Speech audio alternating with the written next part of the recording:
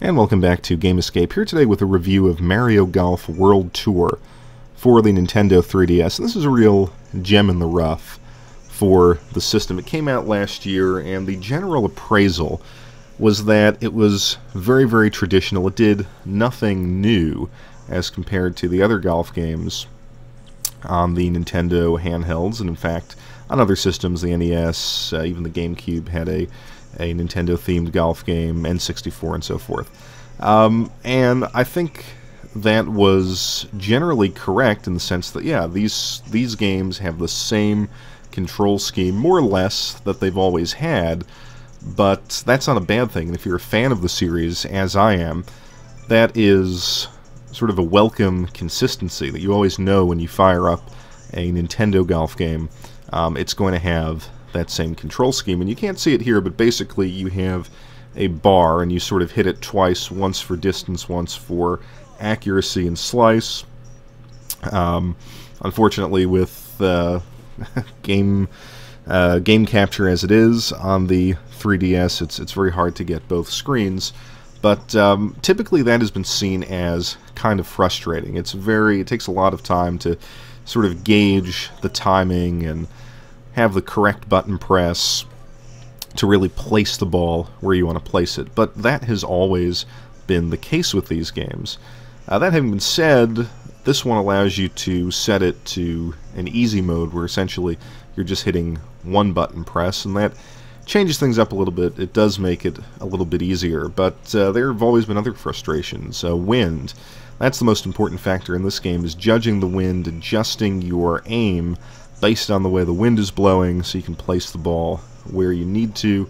And of course, reading greens has always been difficult with different arrows and the speeds of the breaks represented. It gets kind of visually confusing. It has also always been that way. But if you can look past those initial frustrations and learn to play the game, it really is a lot of fun. And this is the best version that I have ever played. It really takes the aesthetic and the visual suggestion of the original games and fully realizes it. What do I mean by that? Well, I said in my review of the Nintendo Game Boy golf game, the very original one, that, it was the first Game Boy game that I actually paid for with my own money. In fact, it may have been it was actually the first game that I bought with my own money. It was super cheap at the time.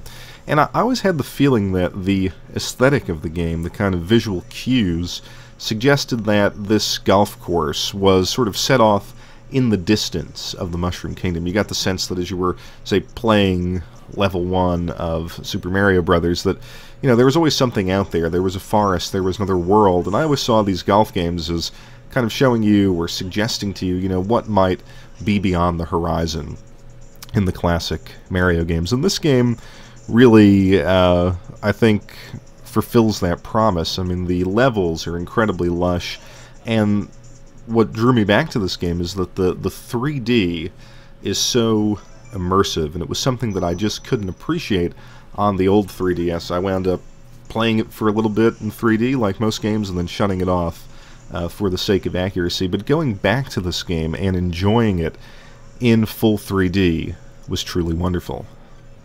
But it's a game that takes practice. This is not a game that you're going to necessarily pick up and do well with right off the bat unless you've been playing the series for a long time. But it makes it worth the effort, I think. It has this lovely hub world, basically the Castle Club golf course, where you can sort of purchase equipment upgrades and ultimately play through 3 Castle Club courses, 3 courses included in kind of it's really not a story mode, but sort of the main mode of the game. And when you beat that, you get some prizes, you get some better gear.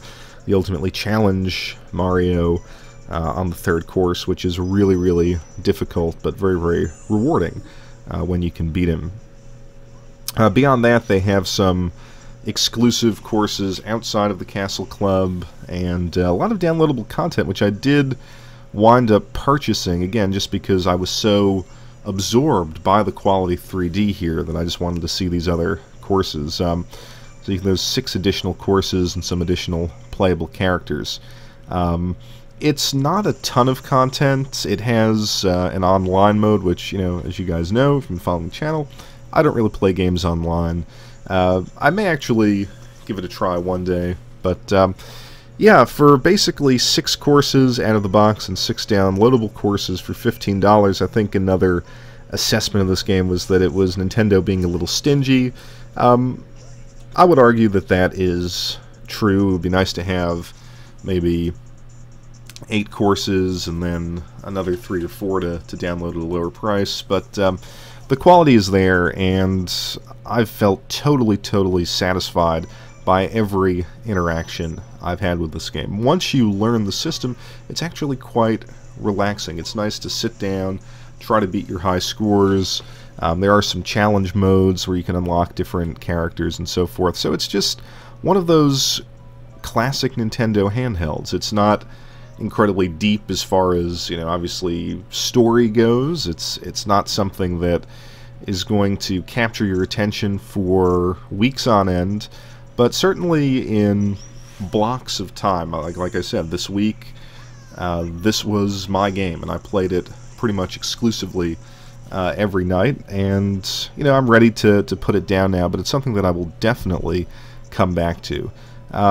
So I would highly recommend it. Give it another shot. Don't be put off by the sort of, I don't want to say negative reviews, but the reviews that seem to suggest that this was nothing special. I think that from a design standpoint, this is a very special Nintendo game, and if you have the new 3DS, it is a wonderful showpiece for the new technology. So I thank you as always for watching Game Escape, and I'll be back shortly with another video.